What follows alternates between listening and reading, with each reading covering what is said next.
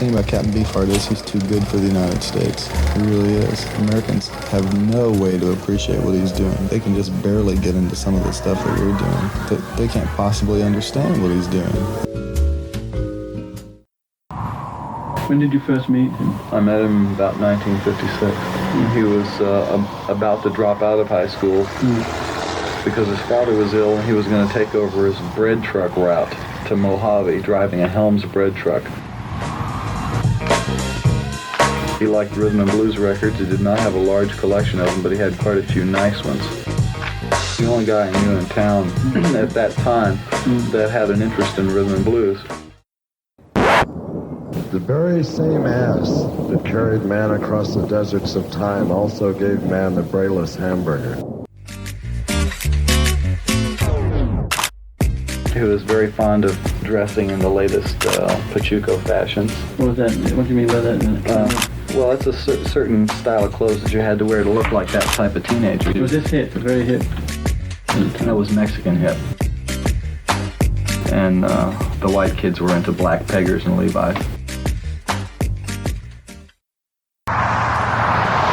He spent most of his time, money, and effort in driving around the desert in a powder blue Oldsmobile with a terracotta werewolf head that he had modeled himself.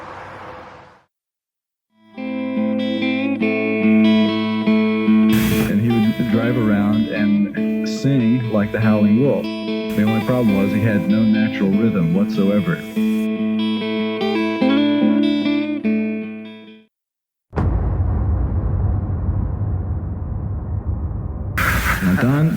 Donnie Vliet is probably one of the most neurotic people that you ever want to run into. He had a bunch of very unpleasant experiences as a child.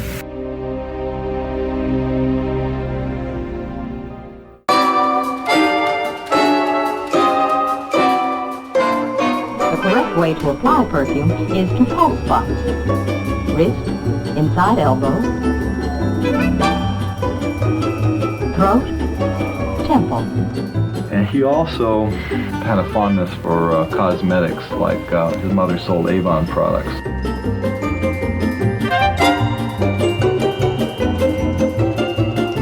And one time he poured some Avon cologne on his hair before going out. Thought it smelled great, and his hair started falling out, and he broke out in a horrible rash.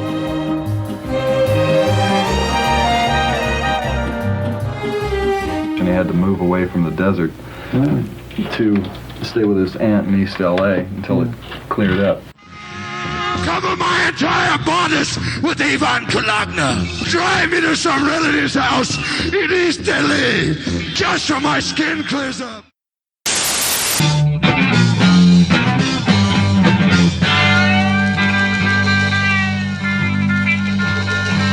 Some of the things that he does are so far out musically. Singing through you to me.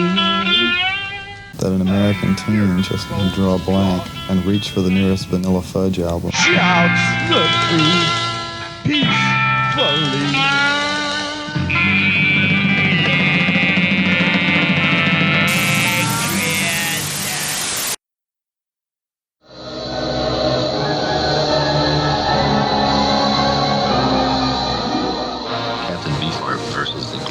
There's a screenplay that I wrote in 1964, and I tried to raise the finances to shoot this film in Cucamonga, California. I'd even gone so far as to construct the sets. I had a cardboard rocket ship about 12, 15 feet tall.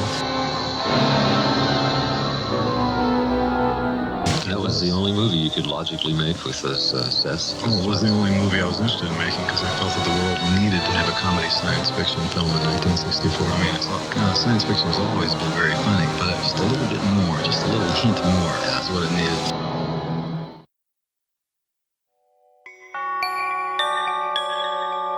Shortly thereafter, the suits reformed into Captain Beefheart and his Magic Band.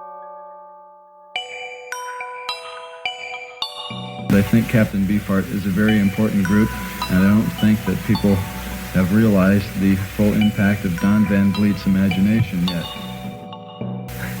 He also had a number of very strange friends who eventually got together in this group, Captain Beefheart and his Magic Band.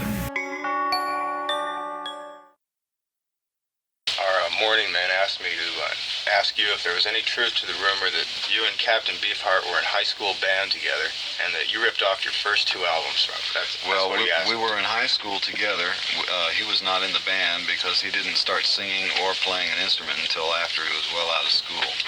I recorded his first records, and I was the one who actually induced him to sing, because prior to his recording career, the closest he would get to making music would be to sing along with a radio driving around in his Oldsmobile. Did he sing in his unique style then?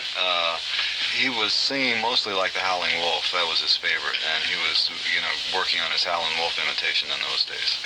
He hadn't branched off into Muddy Waters or any of those other guys yet. If you want to be a different fish, you have to jump out of the school.